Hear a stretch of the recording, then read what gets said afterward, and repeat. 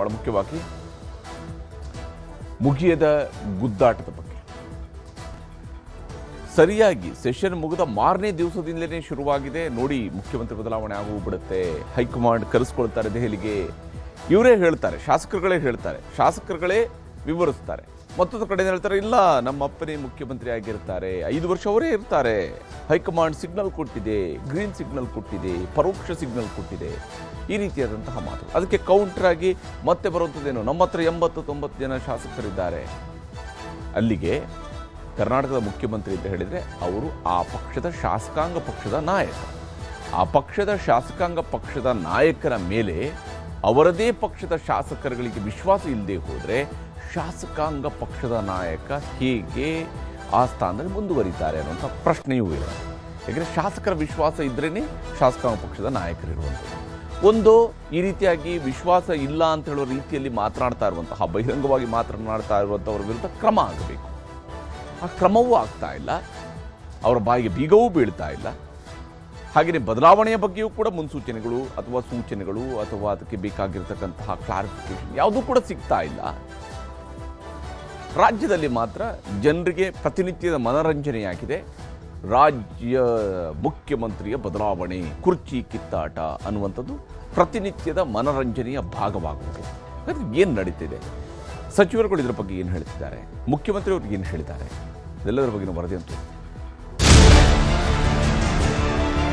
ಏನು ಎರಡೂವರೆ ವರ್ಷ ಅನ್ನೋ ಚರ್ಚೆ ಸ್ಟಾರ್ಟಿಂಗಿಂದ ನಡೀತಾ ಇದೆ. ಇದ್ರ ಮೇಲೂ ಇದನ್ನು ಮುಂದುವರಿಸೋದು ಉತ್ತಮ ಅಲ್ಲ. ನಾವೆಲ್ಲ ರೀತಿಯಲ್ಲೂ ಹೈಕಮಾಂಡ್ಗೆ ನಾವು ಮನವಿಯನ್ನು ಮಾಡ್ತಾ ಇದ್ದೀವಿ. ನಾನು ಸುಮಾರು 80-90 ಜನ ಶಾಸಕರು ಈಗಾಗಲೇ ನಾವೆಲ್ಲರೂ ಕೂಡ ಒಂದು ಅವಕಾಶ, ಶಿವಕುಮಾರ್ ಸಾಹೇಬರಿಗೆ ಒಂದು ಅವಕಾಶ ಕೊಡಬೇಕು. ತಂದೆ ಪರವಾಗಿ ಈ ರೀತಿ ಪದೇ ಪದೇ ಈ ರೀತಿ ಎಲ್ಲ ಮಾತಾಡುವಂಥದ್ದು ಹೈಕಮಾಂಡ್ಗೆ ಒಂಥರ ಅಸಹ್ಯವಾಗಿ ನಡ್ಕೊಳ್ಳುವಂಥದ್ದು ನಮ್ಗೆ ಯಾರಿಗೂ ಇಷ್ಟ ಇಲ್ಲ. ಸುಮ್ಮನೆ ಬೇರೆಯವ್ರಿಗೆಲ್ಲರಿಗೂ ಪ್ರವೋಕ್ ಮಾಡುವಂಥದ್ದು ನಾನು ತಪ್ಪು ಅಂತ ನಾನು ಭಾವಿಸ್ಕೊಡ್ತೀನಿ. ನಾನು ಕಾಂಗ್ರೆಸ್ ಅಧ್ಯಕ್ಷ, ಡೆಪ್ಟಿ CM ನನ್ನ ಕಡೆ ಸೈಡ್ಗಿಡಿ. I am the president of the party as on today. ರಾಜ್ಯ ಕಾಂಗ್ರೆಸ್ ಸರ್ಕಾರದಲ್ಲಿ ಕುಂತ್ರೂ ನಿಂತ್ರೂ ಕುರ್ಚಿ ಧ್ಯಾನ ಜೋರಾಗಿದೆ. ಸಿಎಂ ಕುರ್ಚಿಯಲ್ಲಿ DCM ಅವರನ್ನ ಕೂರಿಸಬೇಕು ಎನ್ನುವ ಕನಸು ಅವರ ಬೆಂಬಲಿಗರದ್ದು. ನಮ್ಮಪ್ಪನೇ ಸಿಎಂ ಆಗಿ ಮುಂದುವರಿಬೇಕು ಎನ್ನುವ ಕನಸು ಸಿಎಂ ಪುತ್ರ ಡಾಕ್ಟರ್ ಯತೀಂದ್ರರದ್ದು. ರಾಜ್ಯ ವಿಧಾನಮಂಡಲದ ವಿಶೇಷ ಅಧಿವೇಶನ ಮುಗಿಯುತ್ತಿದ್ದಂತೆ ಬಸವರಾಜ ಶಿವಗಂಗಾ ಮತ್ತೆ ಸಿಎಂ ಬದಲಾವಣೆಯ ಬಗ್ಗೆ ಮಾತನಾಡುತ್ತಿದ್ದಂತೆ ಸಿಎಂ ಪುತ್ರ ಯತೀಂದ್ರ ಕುರ್ಚಿ ಕದನಕ್ಕೆ ಎಂಟ್ರಿ ಕೊಟ್ಟು ನಮ್ಮಪ್ಪನೇ 5 ವರ್ಷ ಮುಖ್ಯಮಂತ್ರಿ ಅನ್ನೋದರ ಮೂಲಕ ಉರಿಯೋ ಬೆಂಕಿಗೆ ತುಪ್ಪ ಸುರಿದಿದ್ರು. ಅದೀಗ ಕಾಂಗ್ರೆಸ್ ಪಾಳೆಯದಲ್ಲಿ ಛಲ್ಲನೆ ಉರಿಯುತ್ತಿದೆ.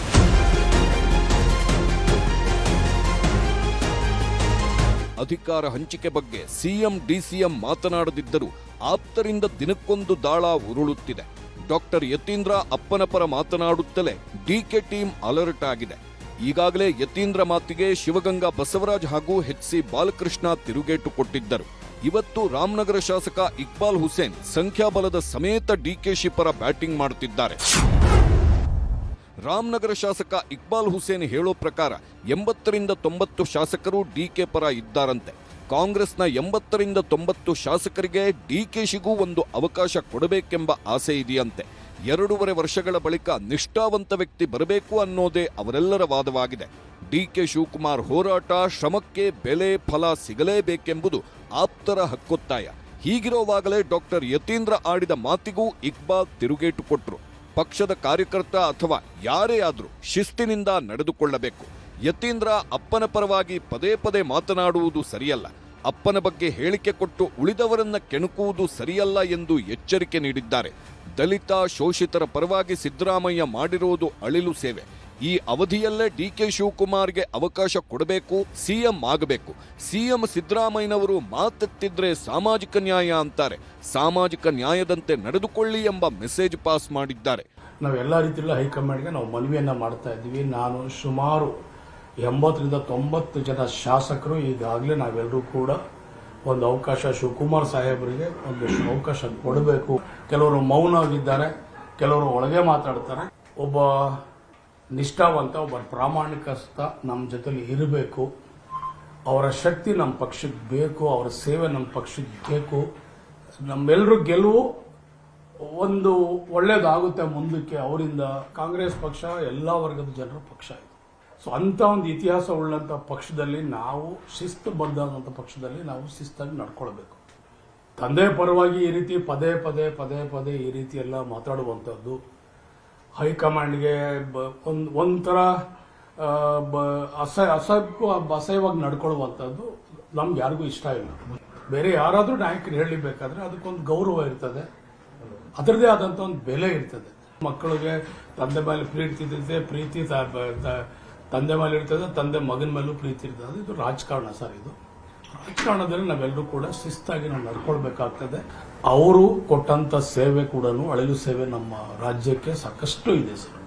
ದೇವರಾಜ ಅರಸರ ನಂತರ ಸಿದ್ದರಾಮಯ್ಯವರು ಕೂಡ ಬಡವರ ಬಗ್ಗೆ, ದೀನದಲಿತರ ಬಗ್ಗೆ, ಅಲ್ಪಸಂಖ್ಯಾತರ ಬಗ್ಗೆ, ಸಾಕಷ್ಟು ಹಿಂದುಳಿದ ವರ್ಗದ ಜನರು ವಿಶೇಷವಾಗಿ ಕಾಳಜಿ ವಹಿಸುವಂಥ ಏಕೈಕ ನಾಯಕ ಸಿದ್ದರಾಮಯ್ಯ ಸರ್. ಅದರಲ್ಲಿ ಎರಡು ಮಾತಿಲ್ಲ ಸರ್. ಸಾಮಾಜಿಕ ನ್ಯಾಯ ಅಂತೇಳಿ ತಾವೇ ಎಲ್ರಿಗೂ ಹೇಳ್ತೀರಿ, ಅದನ್ನು ತಾವೇ ಮಾಡಬೇಕಂತೇಳಿ ಅದರಲ್ಲೂ ಕೂಡ ನಾನೊಬ್ಬ ಸಣ್ಣ ಶಾಸಕನಾಗಿ ನಾನು ಮನವಿ ಮಾಡ್ಕೊಳ್ತೀನಿ. ಅನೇಕ ಜನರ ಅಭಿಲಾಷೆನೂ ಅದೇ. ನಮ್ಮ ಶಾಸಕರು ಕೂಡ ಸಾಕಷ್ಟು ರೀತಿಯಲ್ಲಿ ಅವರು ಕೂಡ ಇದನ್ನು ಅಂತರಾಳದಲ್ಲಿ ಅವರೆಲ್ಲರೂ ಕೂಡ ಹೇಳ್ಕೊಳ್ತಾ ಇದ್ದಾರೆ. ಇದಕ್ಕೆ ಗೊಂದಲ ಮಾಡೋದು ಬೇಡ ಅಂತ ನಾನು ಅನ್ಕೊಳ್ತೀನಿ. ಆಪ್ತರ ಬ್ಯಾಟಿಂಗ್ ಮಧ್ಯೆಯೇ ದೆಹಲಿಗೆ ಡಿಸಿಎಂ. ಇಲಾಖೆ ಕೆಲಸಗಳ ಜೊತೆಗೆ ನಾಯಕರ ಭೇಟಿಗೂ ಯತ್ನ. ಇಕ್ಬಾಲ್ ಹುಸೇನ್ 80ರಿಂದ 90 ಶಾಸಕರು ಡಿಕೆ ಶಿವಕುಮಾರ್ ಸಿಎಂ ಆಗುವುದನ್ನ ಬಯಸಿದ್ದಾರೆ ಎನ್ನುತ್ತಿದ್ದಾರೆ. ಆದಷ್ಟು ಬೇಗ ಹೈಕಮಾಂಡ್ ದೆಹಲಿಗೆ ಕರೆಸಿಕೊಂಡು ಎಲ್ಲವನ್ನೂ ಹೇಳಲಿ ಅಂತ ಶಾಸಕ ಶಿವಗಂಗಾ ಹೇಳುತ್ತಿದ್ದಾರೆ. ಈ ಎಲ್ಲದರ ಮಧ್ಯೆ ಡಿಕೆಶಿ ನಾಳೆ ದೆಹಲಿಗೆ ಹೋಗ್ತಿದ್ದಾರೆ. ಜಲಸಂಪನ್ಮೂಲ ಇಲಾಖೆಗೆ ಸಂಬಂಧಿಸಿದಂತೆ ಸಿಎಂ ಜೊತೆ ಬಜೆಟ್ ಮೀಟಿಂಗ್ ಫಿಕ್ಸ್ ಆಗಿದ್ದರೂ ಕ್ಯಾನ್ಸಲ್ ಮಾಡಿಕೊಂಡು ದೆಹಲಿಗೆ ಹೋಗ್ತಿದ್ದಾರೆ. ಸಿಎಂ ಪರ್ಮಿಷನ್ ತಗೊಂಡೇ ದೆಹಲಿಗೆ ಹೋಗ್ತಿದ್ದೇನೆ. ನಾಳೆಯ ಸಭೆಯಲ್ಲಿ ಸಿಎಂಗೆ ಇಲಾಖೆಯ ಬೇಡಿಕೆಗಳ ಬಗ್ಗೆ ಅಧಿಕಾರಿಗಳೇ ವಿವರಿಸುತ್ತಾರೆ ಎಂದು ಸ್ಪಷ್ಟಪಡಿಸಿದ್ರು. ಕೇಂದ್ರ ಸಚಿವರು ಭೇಟಿ ಮಾಡ್ತಾ ಇದ್ದೀನಿ, ಲೀಗಲ್ ಟೀಮ್ ಭೇಟಿ ಮಾಡ್ತಾ ಇದ್ದೀನಿ, ನಮ್ಮ ಕಾಂಗ್ರೆಸ್ ನಾಯಕರನ್ನ ನಮ್ಮ ಹೈಕಮಾಂಡ್ ನನ್ನ ಯಾರು ಕರೆದಿದ್ದಾರೆ ಅವ್ರನ್ನೂ ಭೇಟಿ ಮಾಡ್ತಾ ಇದ್ದೀನಿ. ಅದೆಲ್ಲ ನಾನು ಹೆಸರು ಹೇಳಕ್ಕೆಲ್ಲ ಆಗಲ್ಲ ನಿಮಗೆ.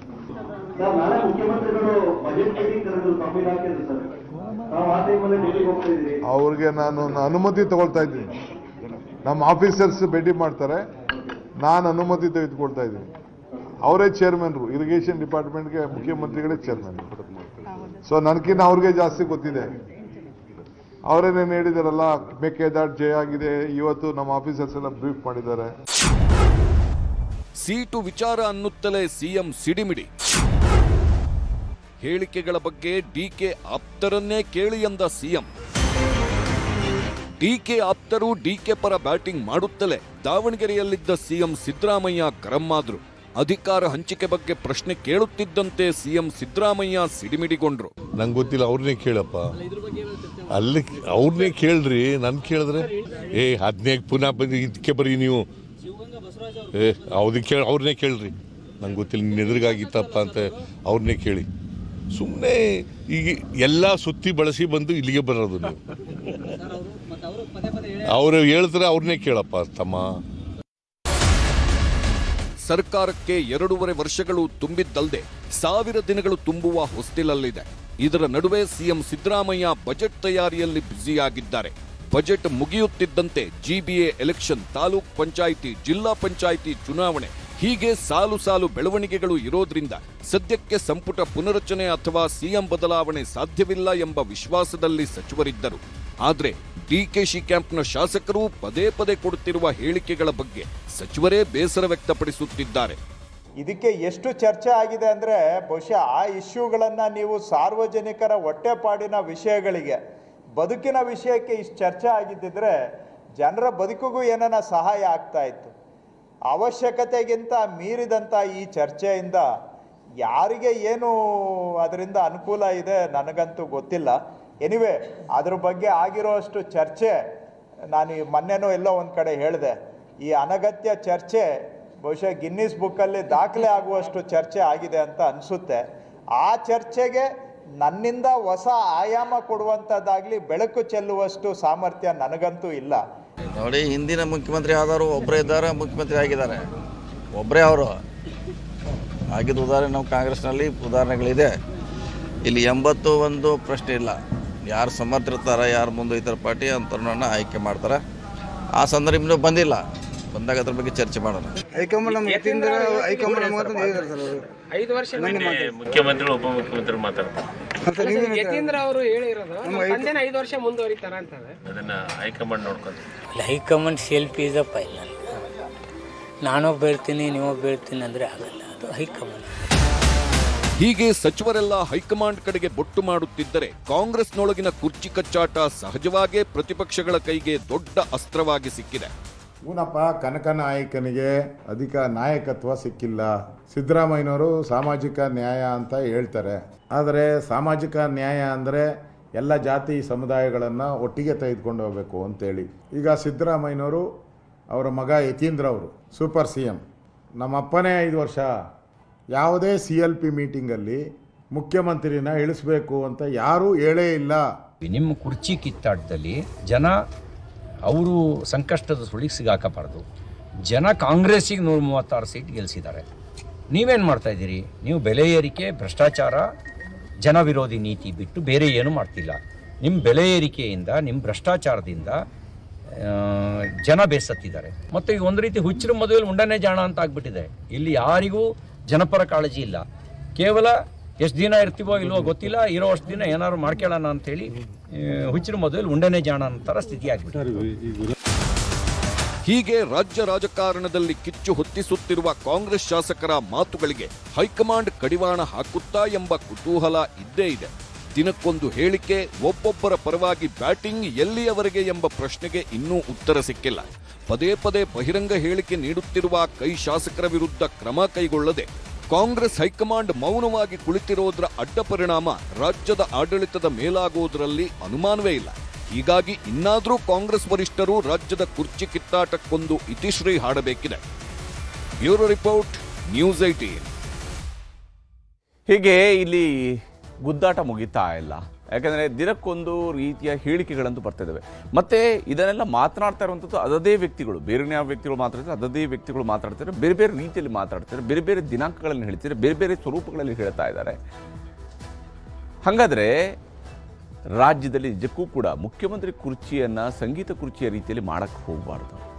ನಿಜಕ್ಕೂ ಬದಲಾವಣೆ ಇರುತ್ತೆ ಅಂದರೆ ಅದರ ಡಿಸಿಷನ್ ತಗೊಂಡು ಆ ಡಿಸಿಷನನ್ನು ಹೇಳಿ ಅದರ ಪ್ರಕಾರವಾಗಿ ಬದಲಾವಣೆ ಆಗಬೇಕು. ಇಲ್ಲದೆ ಹೋದರೆ ಮುಖ್ಯಮಂತ್ರಿ ಕುರ್ಚಿಯ ಬಗ್ಗೆಯೂ ಕೂಡ ಅನುಮಾನದಿಂದ ನೋಡುವಂಗೆ ಆದರೆ ಮುಖ್ಯಮಂತ್ರಿಯವರ ಮಾತಿನ ಬಗ್ಗೆಯೂ ಕೂಡ ಜನರಲ್ಲಿ ಎಷ್ಟರ ಮಟ್ಟಿಗೆ ವಿಶ್ವಾಸ ಇರುತ್ತೆ, ಮುಖ್ಯಮಂತ್ರಿಯವರ ಮಾತಿನ ಬಗ್ಗೆ ಅಧಿಕಾರಿಗಳಲ್ಲಿ ಎಷ್ಟರ ಮಟ್ಟಿಗೆ ವಿಶ್ವಾಸ ಇರುತ್ತೆ, ಈ ಪ್ರಶ್ನೆಗಳು ಬರ್ತವೆ. ಹಾಗಾಗಿ ಈ ಗೊಂದಲಗಳಿಗೆ ಇತಿಶ್ರೀ ಹಾಡಬೇಕಾಗಿರುವಂಥ ಕಾಂಗ್ರೆಸ್ನ ಜವಾಬ್ದಾರಿ. ಯಾಕಂದರೆ ಕರ್ನಾಟಕದ ಜನ ಮತ ಹಾಕಿ ಗೆಲ್ಲಿಸಿರುವಂಥದ್ದು ಕಾಂಗ್ರೆಸ್ಸನ್ನು.